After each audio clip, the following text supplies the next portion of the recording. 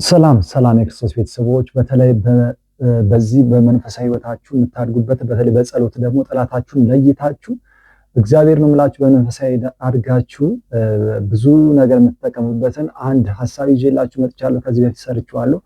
ስለ መዝሙረ ዳዊት ነው። በተለይ ደግሞ በመተት የደከማችሁ ካላችሁ በአይነ ጥላና በዛር መንፈስ ሳታውቁ በቤተሰብ የመጣ ጣጣ መንፈስ የደከማችሁ የሚያደክማችሁ ካላችሁ ይህ ቪዲዮ ይጠቅማችኋልና እስከ መጨረሻው ድረስ ታግሳችሁ ስሙ። መስማት ብቻ አይደለም ተጠቀሙበት ለማለት ወደ እናንተ ይዤ መጥቻለሁ። በዚህ አጋጣሚ ብዙ ሰዎች ቲክቶክ ላይ ያው ሐሳቤን ሼር እያደረጉ እየተጠቀሙበት ብዙ ነገር አትርፈዋል። በተለይ እኔ ስለተጠቀምኩበት እናንተ ተጠቀሙና በጊዜ ጠላቶቻችሁን ለዩ እያልኩ ነው። በተለይ አይነ ጥላ ማለት ነው በጣም ክፉ መንፈስ ነው። እንደው እንደቀላል አትይዙት። በተለይ የፈለጋችሁትን ነገር ለማድረግ ስትፈልጉ ነገር ግን የሚቃወማችሁ እድላችሁን እንዳትኖሩ የእግዚአብሔር ሰጣችሁን ተስፋ እንዳትኖሩ የሚቃወማችሁ ክፉ መንፈስ ነው ማለት ነው። ሴት ላይ ወንድ አይነ ጥላ ይቀመጣል፣ ወንድ ላይ ደግሞ ሴት አይነ ጥላ ይቀመጣል ማለት ነው። ይሄ ደግሞ በጣም በህይወታችሁ ውስጥ በዘመናችሁ ውስጥ እየበጠበጠ ተስፋ እያስቆረጠ መጨረሻ ራሳችሁ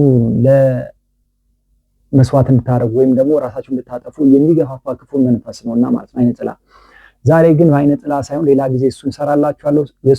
እሱን በአጭር ጊዜ የሚሸኘው ጸሎት እውነቴን ነው የምላችሁ በተለይ ከተጠቀማችሁበት ብዙ ነገር ታተርፋላችሁ በዛ ጸሎት ማለት ነው። ዛሬ ግን በልዩ ሁኔታ ስለ መዝሙረ ዳዊት ነው ይዤላችሁ የቀረብኩት። መዝሙር 33 እና መዝሙር 34 ቅድም እንዳልኳችሁ ቲክቶክ ላይ በጣም ብዙ ሰው የተጠቀመበት በተለይ ማታ ከመተኛቱ በፊት 7 ጊዜ ይህንን ጸሎት በተለይ መዝሙር 34 ማለት ነው ከጸሎቱ ትንሽ ልበላችሁ ማለት ነው። እውነቴን ነው የምላችሁ በጣም የምወደው ጸሎት በጣም ህይወቴን በአጭር ጊዜ ውስጥ በተለይ ደግሞ መናፍስቶች እንድለይና ከኔ ችግሩ እንዳልሆነ እነሱ የሚያመጡብኝ ችግርና ሆነው እንድለይ እና እንዳልፈራ ኃይል የሚሆነኝ ጸሎት ነውና ይህን ጸሎት ተጠቅማችሁ እጅግ በጣም በአጭር ጊዜ ውስጥ መለየት ትችላላችሁ።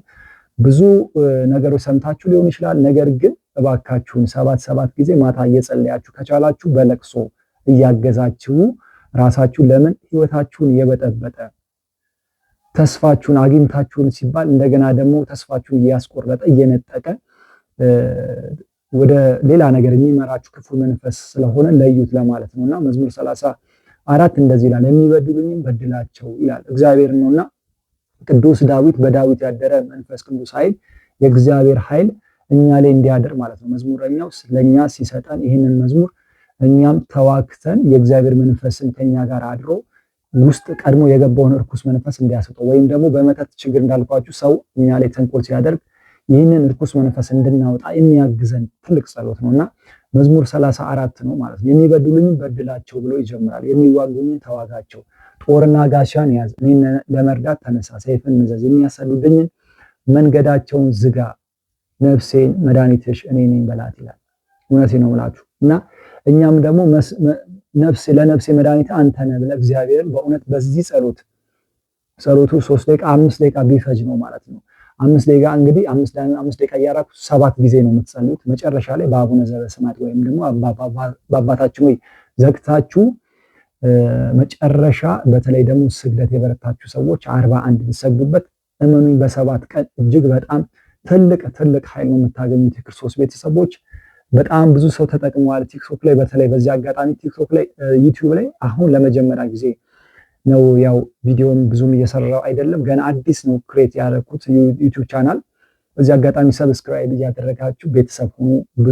ብዙ ስለ ጸሎት የምንሰራላችሁ በተለይ መናፍስትን ለይታችሁ ህይወታችሁ ነጥቆ እናንተ በምትፈልጉበት ሳይሆን በማትፈልጉበት መንገድ የሚመራችሁ እርኩስ መንፈስ እንድትለዩ የሚያደርግ ጸሎት ነው። እግዚአብሔር ነው የምላችሁ። በዚህ አጋጣሚ ሌላ ጊዜ ደግሞ ስለ ሰይፈ ስላሴ ይሰራላችኋል። በተለይ ቅድም እንዳልኳችሁ አይነ ጥላ ቶሎ ለመሸኘት እንዴት ነው መጠቀም ያለብን የሚለውን ነገርና ሰኔ ጎልጎታም በተጨማሪ ደግሞ ይሄ ከቤተሰብ የመጣ የዛር መንፈስ ካለ ሰኔ ጎልጎታ እጅግ በጣም ስለሱ የምንጠቁማችሁ ነገር አለ። ዛሬ ግን መዝሙር 33 እና መዝሙር 34 ማለት ነው የበረታችሁ መዝሙር 34ን 7 ጊዜ ብያችኋለሁ ማለት ነው። አደራ አስታውሱና መስማት ብቻ ሳይሆን ተጠቀሙበት ለማለት ነው ቪዲዮውን ወደ እናንተ የሰራሁት። መዝሙር 33 እንደዚህ ይላል፣ እግዚአብሔር ሁል ጊዜ ባርከዋለሁ፣ ምስጋናውን ዘውትር በአፌ እናገራለሁ ይላል። ነፍሴ በእግዚአብሔር ትከብራለች፣ ደጋጎች ሰምተው ደስም ይላቸዋል ይላል። እና እግዚአብሔርን ማመስገን ቅድም እንዳልኳችሁ ጠላታችሁን እንድታናዱት ማለት ተናዶ ከናንተ እንዲርቅ ማለት ነው። ልክ እግዚአብሔርን ስም ስትጠሩት መንፈስ ቅዱስ እንደሚጠጋ ሁሉ የጠላታችሁን ደግሞ በተለይ በብዙ በዚህ ዓለም ላይ ፈተና ስላለን በአንድም በሌላ የሚገባ ጠላት ካለ የእግዚአብሔርን ስም እየጠራን በጊዜ ጠላቶቻችንን ከአጠገባችን አሸን የእግዚአብሔር የሰጠንን ክብርና የእግዚአብሔር የሰጠንን ባለሟልነት በጊዜ ለመመለስ በጣም የሚያስፈልግ በእውነት ትልቅ ጸሎት ነውና መዝሙር 34ን አደራ ልጄ ይሄን ቪዲዮ ወደ እናንተ ሼር አድርጌያለሁና ይሄ ቪዲዮ የደረሳችሁ የክርስቶስ ቤተሰቦች የዩቲዩብ አዲስ ቻናሌ ቤተሰቡ ሁኑ። የሆናችሁም ሰዎች ደግሞ አደራ ላለው ጸሎት አድሱና ማለት ነው። እግዚአብሔርን ተነጋግራችሁ የምታገኙትን ጥቅም የእውነት ነው የምላችሁ በሚቀጥለው ቪዲዮ ምስክር እንድትሆኑ ስለምፈልግ ነው። በዩቲዩብ ላይ ቲክቶክ ላይ እኔ የምታቁኝ ካላችሁ ልታቁኝ ትችላላችሁ።